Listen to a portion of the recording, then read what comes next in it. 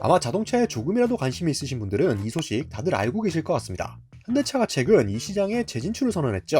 네, 일본 시장입니다. 7.8기라는 말을 이럴 때 쓰는 건가 싶어요. 불굴의 의지죠. 근데 이게 좀 말이 많아요. 재진입까지는 그렇다고 쳐도 일단 걱정이라는 반응들이 많습니다. 그도 그럴 게 과장 조금 보태서 말하자면 일본 시장이 유럽 시장보다 더 힘든 시장 같거든요. 역사적으로도 그렇고요. 이번에 현대차는 친환경차 아이오닉5랑 넥소를 들고 왔죠. 그러면서 지금 현대차가 일본 유튜버들한테 시승차도 제공하고 있어요. 이게 오늘의 핵심이거든요. 원래는 아이오닉5랑 넥소가 진짜 일본 시장에서 성공할 수 있을지에 대한 깊은 내용을 다뤄보려 했는데 오늘은 좀 가볍게 맛보기 개념으로 일본에서 현대차가 실제로 어떤 위치에 있는지, 일본인들은 아이오닉5를 어떻게 보는지 요거에 대해 알아보려고 합니다. 제가 직접 유튜브에 찾아가서 반응을 좀 염탐하고 왔거든요. 일본인들은 아이오닉5를 어떻게 평가했을까요? 오늘은 가벼운 마음으로 봐주시면 좋을 것 같습니다.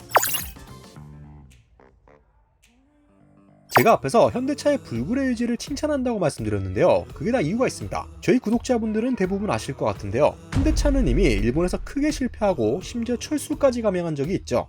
2001년쯤이었죠. 당시 현대차는 일본 시장에 소나타와 그랜저, 투싼과 클릭 등 국내에서 엄청 잘 나가는 모델만 데리고 야심차게 진출한 적이 있습니다. 그러나 결과는 참혹했어요. 사실 이때는 일본차 대전성 시대였죠. 버블 경제 시기부터 시작해서 90년대 2000년대 초반은 한창 일본차 기술력이 먹어주던 때잖아요. 튜닝카드는 JDM 하면서 난리도 아니었고요. 근데 당시 현대차가 만들던 건 NF 소나타랑 그랜저 TG, 투싼 1세대 이런 거였어요. 그러니까 경쟁이 될 리가 없었죠. 연 2000대도 못 파는 그 정도의 처참한 실적을 기록했었는데 2009년 철수할 때까지 총 8년 동안 겨우 1만 5천여 대를 팔았어요.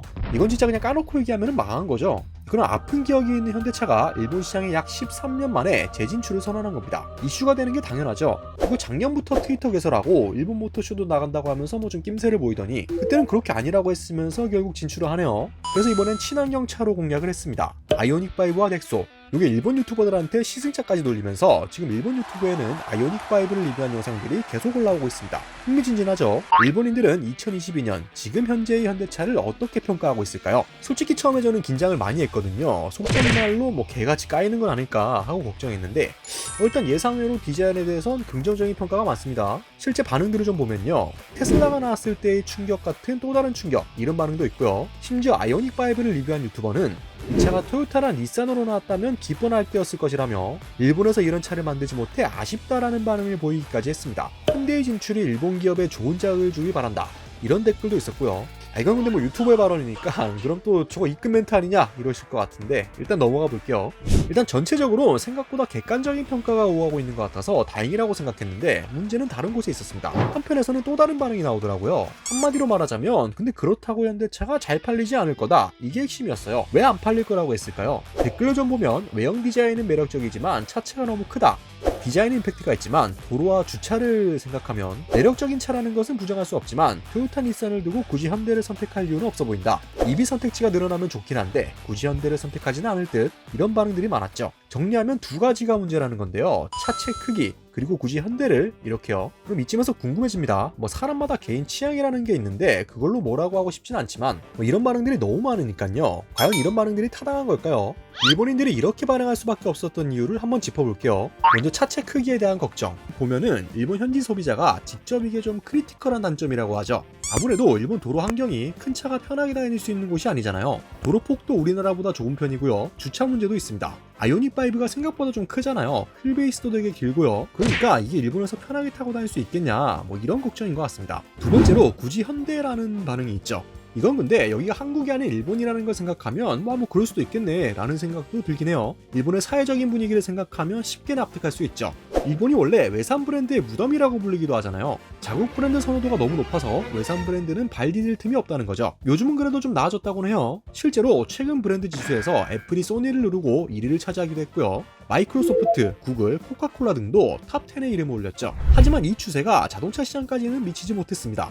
이쪽은 이야기가 또 달라요. 보시면 최근까지만 해도 자국 브랜드 내수 점유율이 94.2%에 달한다는 기사가 있죠. 이 수치 하나만으로도 일본 시장 분위기 자체가 수입차 판매에 상당히 보수적인 나라라는 게 입증된 셈입니다. 그리고 또 수입차 시장이 좁긴 하지만 지금 일본 전기차 시장에 아이오닉5 말고도 먼저 진입한 모델들이 더 있거든요. 지금 일본 내수 브랜드들의 전기차 시차들은 아직 종류가 거의 없다시피 하지만 폭스바겐 ID4나 아우디 Q4 이트론, 테슬라 모델 3도 팔고 있어요. 이러니까 뭐 굳이 현대라는 말이 나올 법하죠. 객관적으로 보면 아무래도 이 중에서는 ID4가 차량 크기도 작고 폭스바겐의 AS 인프라 때문에 좀 더 반응이 좋을 수 있을 것 같긴 해요. 근데 좀 재밌는 게 아이오닉5는 비장의 무기가 하나 있습니다. V2의 기능 있죠. 이게 탑재되면 200만원가량의 보조금을 추가로 받을 수가 있어요. 왜 그런 거냐면 일본은 지진 우려 때문에 V2를 있으면 보조금을 더 주거든요.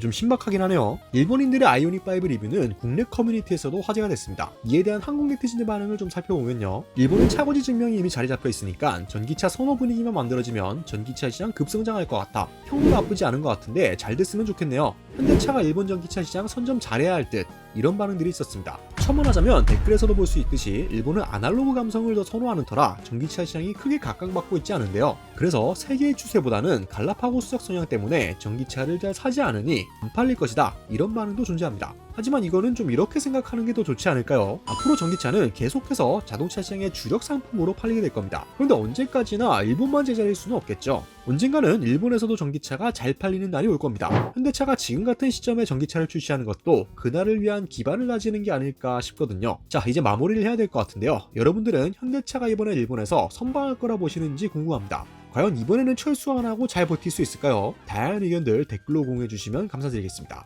오토보스 20+였습니다.